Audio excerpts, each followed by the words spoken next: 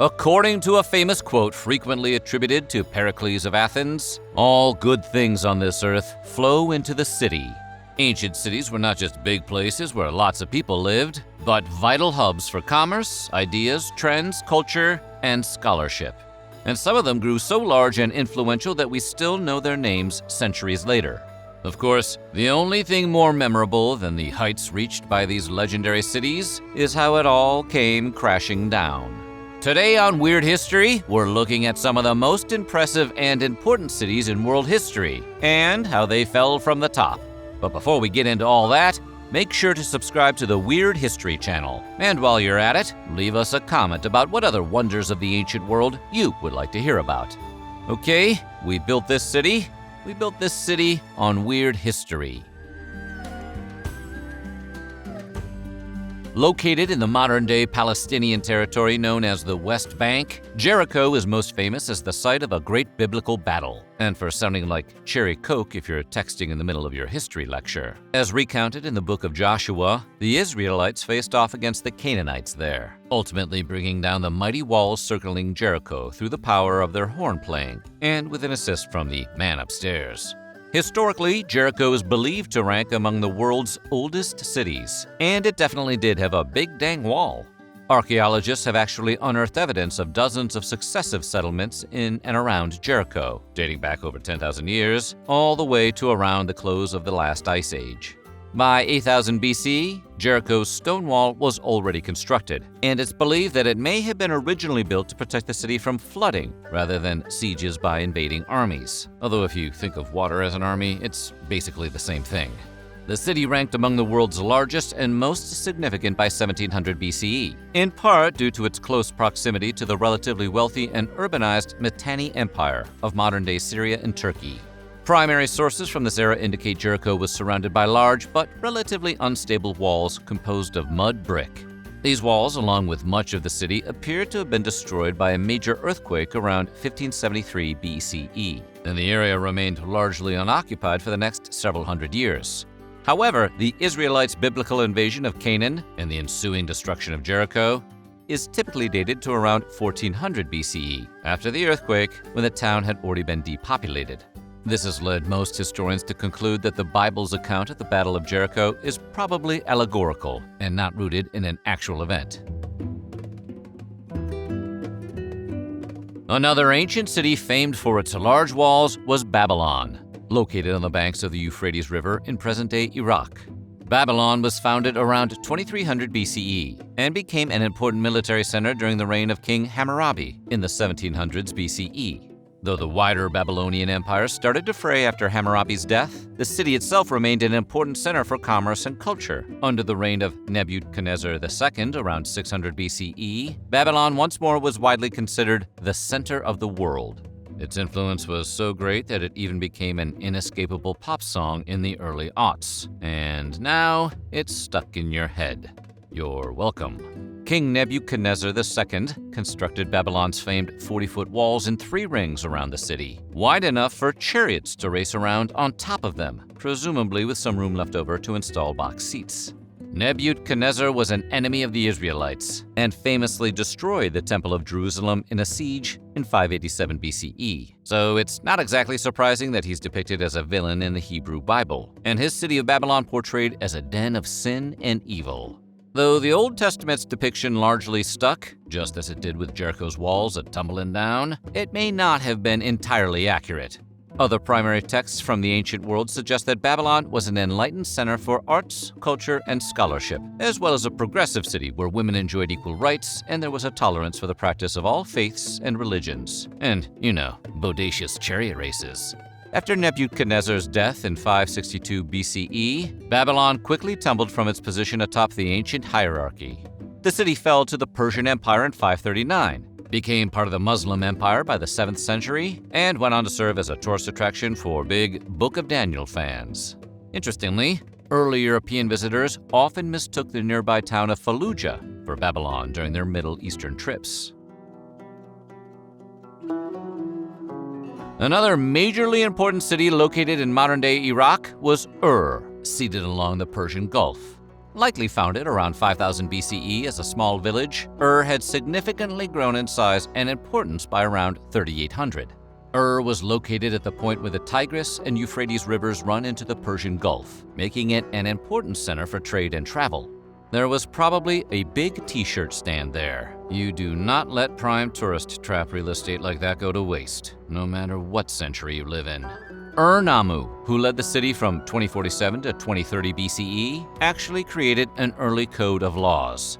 His son and successor, Shulgi of built a 150-mile-long wall to separate his kingdom from Sumer, and also invested in cultural and community-related advancements. Man, these cities were really into walls. The city is also notable for possibly being the birthplace of the biblical Abraham. The book of Genesis identifies Abraham's birth city as Ur-Kasdim, believed by many historians to be the same place as Ur. Other scholars believe Abraham may have come from a different city named Ura, and that the writers of the book of Genesis simply confused the two names. Which book of Genesis are we talking? The Gabriel or Collins version? Ur remained an important center for trade and scholarship until it was sacked in 1750 BCE, which was more or less a rite of passage for ancient cities. Climate change in the area also caused the Persian Gulf to recede a bit from the city limits, making the land less viable for commercial interests. At this point, most residents migrated to other populated areas of Mesopotamia or Canaan. The ancient Sumerian city of Eredu was founded in 5400 BCE in present-day Iraq. The city had a great deal of religious significance to the Sumerians, who believed it had been founded by the goddess Inanna, and was home to Enki, the god of wisdom and magic. Sounds like that guy's house was probably pretty easy to pick out. It's believed by many that Eredu's religious practices had a direct influence on the ancient Israelites. Local myths included a story about a great flood, and a man named Utnapishtim, who was instructed by the gods to preserve life by building a great ark, which bears a number of similarities to the Old Testament story of Noah. It's also thought that Eredu might have inspired the Old Testament stories about the city of Babel, and that the city's notable tower might have been the original Tower of Babel mentioned in the story. Around the year 600 BCE, Eredu was abandoned. Some evidence points to possible overuse of the land as an explanation, though the specifics remain unclear. Maybe it was a seller's market that year and they flipped the whole city for Airbnbs. The city of Carthage was an important trading hub along the Mediterranean with a large port, and it was one of the wealthiest cities of the ancient world. For a time. That particular superlative usually didn't last long, hence all the ancient wall building. Carthage was founded by Phoenician settlers who followed what was known as the Punic religion. While they were initially able to trade peaceably with the Greeks and Romans, along with other civilizations dotting the Mediterranean at the time, Carthage's vast resources, wealth, and geographical significance made them a tantalizing target for conquest. Carthage's various battles with their Roman neighbors, beginning in 264 BCE and culminating with the city's destruction in 146 BCE, were known as the Punic Wars. General Hannibal, who famously invaded the Roman Empire with North African war elephants and presumably loved it when a plan came together, was fighting on behalf of Carthage during the Second Punic War. After the Romans burned Carthage to the ground at the close of the Third Punic War, the city was later rebuilt by both the Romans and Byzantine empires, only to be continually razed in future conflicts. Remember what we said earlier about how being the wealthiest city wasn't always a good thing? It's like having the most toys on the playground. Eventually, somebody's gonna make you eat sand. Today, Carthage sits around 10 miles outside the modern-day city of Tunis. The Egyptian city of Alexandria, which remains the country's second-largest city to this day, was founded in 331 BC by Macedonian conqueror Alexander the Great. Hey, if nobody intervened when he started calling himself the Great, nobody's gonna start saying a word when he starts naming cities after himself. Under the reign of Alexander's successor, former general Ptolemaeus Soter, the city quickly became a focal point for all of Hellenistic civilization. In addition, it was home to two iconic treasures: the Lighthouse of Alexandria, one of the seven wonders of the ancient world, and the famed Library of Alexandria, among the greatest stores of the world's knowledge at the time. Ptolemaeus moved his empire's capital to Alexandria by 305 BC.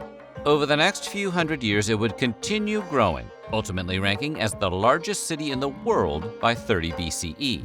Alexandria was attacked, sacked, and rebuilt numerous times during the periods of Greek and Roman domination of the Mediterranean. But ultimately, it was the combination of a devastating tsunami in 365 and the rise of Christianity that triggered its decline. Once the practice of pagan religions was outlawed by Theodosius I in 392, Alexandria's many old temples and religious sites were destroyed or converted into churches, which is a bit like converting an Arby's into a bank. Sure, it's a bank now, but we all know what it used to be.